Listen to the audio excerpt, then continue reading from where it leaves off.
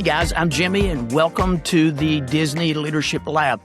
So this is a new space and I just desire for this to be a place where we learn to become better leaders and better leaders that are thinking specifically about our followers, better leaders that are resulting in followers who are engaged, satisfied, motivated, and who collectively are coming together to accomplish their organization's goals. Now, as I said before, my name's Jimmy Disney, hence the name, the Disney Leadership Lab. And I have a PhD in leadership, and I've spent years researching one of the most pressing questions in organizational life.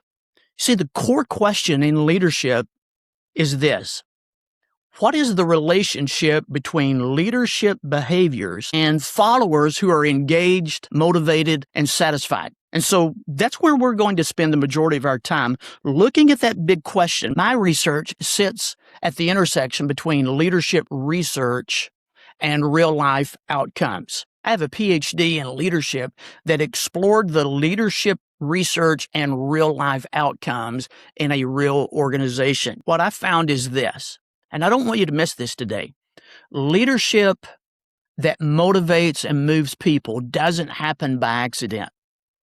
Rather, it is intentional, it's measurable, and the good news is it's reproducible. So this channel exists to do something specific, and that is to help you become a better leader that results in motivated and satisfied followers. Now, getting started. Most people don't fail at leadership because they lack passion. They fail because they haven't been taught how to lead well, or they haven't learned how to lead well. Most people don't fail because they lack passion. I think everyone would say today you're committed, you care. Many of you would even say that you feel called to the position where you're leading. But here's some of the common things that leaders experience. You're dealing with frustration. You feel like nothing changes. You're looking for good resources, and you're looking for something besides personal stories or personal anecdotes that you can apply to your situation. And now, if that is you, then this channel is for you. There's a leadership problem that few organizations or leaders are dealing with today. Organizations across many sectors are watching some of their best people walk out the door. Engagement metrics are down, turnover costs are high. And here's what most leaders understand, regardless of what sector or organization you're in. When the economy is stagnated, or when the economy is not doing so well, oftentimes people will stay in their position, even if they're unsatisfied, merely for the sake of security. But if you're an excellent leader, you know this: as soon as things get better economically, people start hiring again, they're going to come after your best people, and your best people, if they're dissatisfied where they're at and what they're doing right now, they're going to take another job. Some other company is going to come headhunting, looking for some of your best people. Now, you may look at this and say, well, this is a people problem, or loyalty is dead, or you may see it as some kind of problem outside of leadership. You may deal with this by trying to throw some better perks to your people, of creating more flexible schedules, or being able to work from home more, or some of those kind of things. And perks are always good. You want to take care of your people. But research shows that the reason people leave primarily is because of leadership. And here's where things get personal for you, regardless of where you are in your organization, whether you're leading a whole organization, leading a company, maybe just leading a team, or maybe just leading a couple people, or maybe you're in a position and you're looking to move up and become a leader. Here's where things get personal. Research shows that when people are dissatisfied, when they're unmotivated, it's not because of executive leadership. But research shows people are dissatisfied because of their direct leader that they have the closest contact to. Research points out that it is the direct or the immediate leader who has the greatest impact on a follower's motivation and satisfaction. Now, this can go a couple different ways. I don't know, again, what position you're in, but You need to know you may be an executive leader with many, many people underneath you, and you may think you're doing a great job as a leader. But what about those people that have the direct impact and the direct relationship with the followers? Because those are the leaders that have the greatest impact. You may have that direct leadership connection, and you may think it's executive leadership that has the greatest impact. It's not. Research again shows it's the direct leader, the immediate leader that is closest to that follower that has the greatest impact and influence on their satisfaction and motivation. So the good news is that's what this channel is all about. That's the whole point of this channel, and that is learning how to become a better leader and also learning how to develop other leaders. So as we get started, I want you to know there is a research-backed leadership theory or framework that changes everything. At the center of my work is a leadership theory that is grounded in what researchers call transformational leadership. Now, I know that sounds very academic, but it's not. As a matter of fact, it's very, very practical. But I want to be very clear and concise today, talking about what transformational leadership is, what it is not, what it means, and what it doesn't mean. Let me first tell you what transformational leadership is not. Transformational leadership is not a personality style. It has nothing to do with being charismatic, has nothing to do with being an extrovert, has nothing to do with a personality style. Rather, it is a set of learned leadership behaviors that are organized into 4 factors or 4 components. Now, let's break these down. Component number 1 is what is referred to as idealized. Idealized influence is simply about becoming a leader that people can trust. It's about being a leader that people can emulate and follow. It's about being a role model. In other words, what you say matches up with how you live and how you work and what you do. It doesn't mean that the leader is infallible. Doesn't mean that the leader doesn't make mistakes. As a matter of fact, idealized influence, and Bass, who is one of the founding fathers of transformational leadership, makes this very clear in his writings. It's about leaders being transparent. When they fail, they're very open about their failures, but it's about being a leader that other people can trust. The second factor, or the second component of transformational leadership, is what is called inspirational motivation. And by the way, we'll expand on these 4 factors in coming weeks because there are so many things that need to be unpacked, and certainly can't be unpacked in just a week or 2. But the second factor of inspirational motivation, just to give you a high flyover, some major characteristics of this component. It's the vision casting, it's the communication, it is that part of leadership that motivates and inspires others that want to follow you as a leader, but also want to be part of the organizational goals of whatever you're doing as a company or organization. But let me just make one quick comment about vision casting. It is vision casting. It's not just something that you have on the letterhead or that you have as a signature in your email. It is a part of your DNA or your culture that is lived out. That vision casting is something that moves people. It is something that they can feel. And it is also something that they realize how their work and responsibilities connect in to accomplishing that vision. The third factor, or the third component of transformational leadership, is what is called intellectual stimulation. Now, hang with me for a second because it's easy to get lost with that. Intellectual stimulation simply means you as the leader don't have all of the answers. Rather, you are empowering your people to come up with solutions, that you trust them, that you're listening to them, and instead of you having all of the answers, you're creating a creative environment for your people to use the gifts and abilities that they have to find some of the greatest and answer some of the greatest questions that you have as a leader or as an organization. The fourth component of transformational leadership is what's called individual consideration. And I want to point out that in my research, this specific factor or component was the greatest predictor of follower satisfaction among the people that I researched.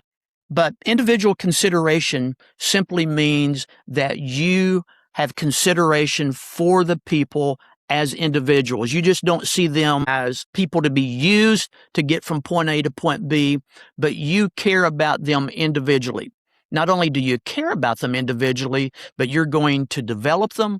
You're going to learn their dreams and aspirations. You're going to learn what motivates them. You're going to learn what they're looking for, and that you care about them as an individual. Not to get too deep into the academic research, but researchers highlight that you cannot be an effective leader without knowing your people. Now, here's the reason this is important. I don't know what size of organization you're at. You may be leading a small group. You may be leading an extremely large organization, and you're already thinking, how do I get to know everyone that I'm leading? The key question is not how you can get to know really everyone on an individual level, but making sure that you're multiplying leaders, making sure that every single person in the organization has some leader who knows everything about them as an individual. So let's talk about 4 habits that you can put into practice this week that will improve your leadership. More importantly, it'll begin to improve the motivation and the satisfaction of your followers. Because I think all of us would agree, research without application is just very expensive information. But I want to give you some concrete habits. Yes, these habits are based on leadership research, but these are some practical applications that you can put in place that'll begin to improve your leadership behaviors. Step number 1, or habit number 1, conduct an integrity audit. Here's what I mean by an integrity audit. Where is the gap between what you say and what you do? It may come out in how you respond in times of crisis. It may come out in how you deal with problems. It may come out in how you talk to people individually. It may come out in communication. This can come out in a lot of different ways, but ask yourself an honest question. Where is there a gap between what you say you want to do and what you actually do, or what you say, how you say you want to respond and how you typically respond? And let me add this when we're talking about the integrity audit. Don't hide your failures. Don't hide your struggles.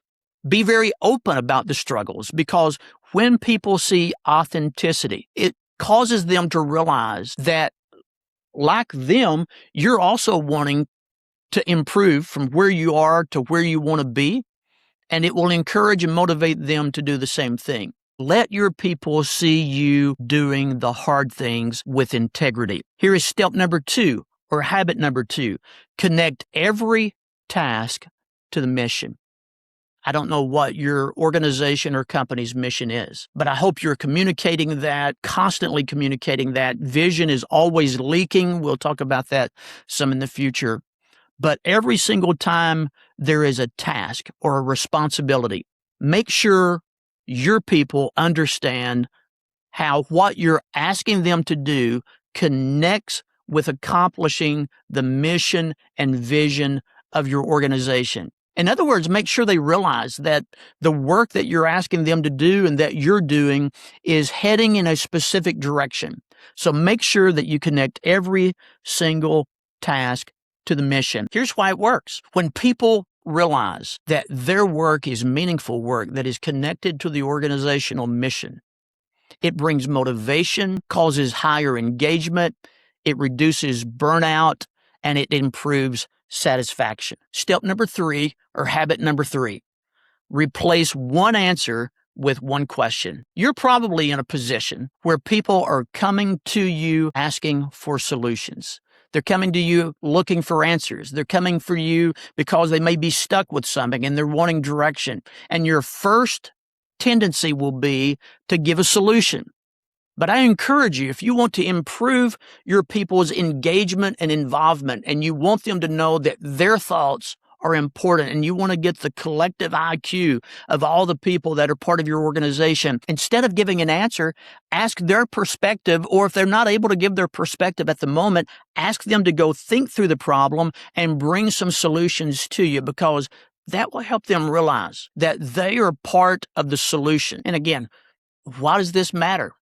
Again, research shows repeatedly, study after study shows that when people are asked to bring their solutions and their answers to the table, they're more engaged, they're more satisfied, their work feels more meaningful, and they know that they're now in an environment where their perception matters.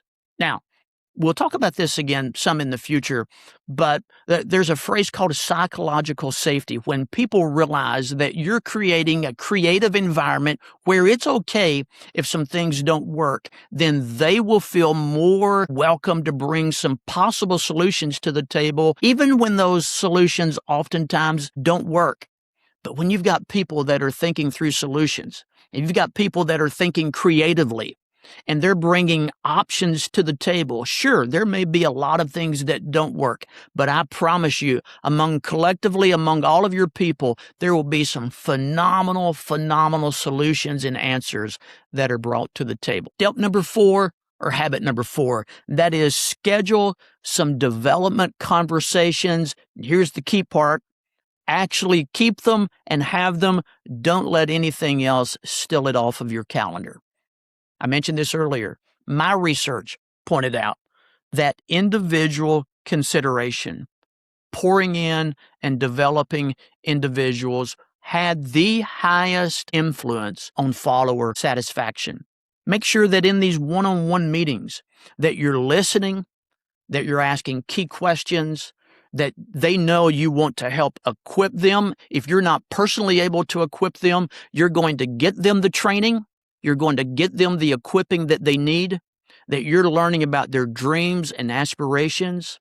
Also, you may be developing leaders underneath you that are pouring into their people. But this individual consideration factor of leadership cannot be overstated.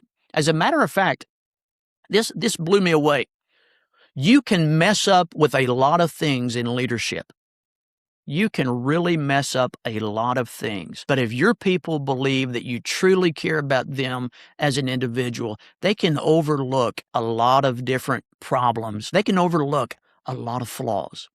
But here's the other side of the coin. You can do a lot of things well. But if your people don't believe that you care about them as an individual, they still will be dissatisfied and not motivated. Now, as we get ready to wrap up, I want you to know something about me personally. I come to leadership from an unconventional path, and I want you to know that from the very beginning. I've been a pastor, I've served on church staff, and church life is just part of my DNA. As a matter of fact, I run a separate channel for church leaders that's called the Shepherd Leaders Network. And if that is your world, then that channel is one that we dive in deeper, not only talking about leadership, but what does leadership look like in a local church setting, specifically leading volunteers. But this channel is built for a different audience. This channel is built for leaders in businesses and organizations, but we're going to look at leadership research. We're going to look at it from an academic standpoint, but we're not going to stay there at all. We're going to cross the bridge and talk about the practical application. We're going to talk about what does it look like to lead with precision, but also what does it look like to lead with humanity and to lead with effectiveness that causes followers, again, to be satisfied and motivated. The leadership we're going to be talking about on this channel doesn't require that you share my faith, even though I'd be happy to share that with you. But it doesn't require for you to share my faith, but it does require for you to share one common conviction. And the conviction is that the people we lead deserve to be led well.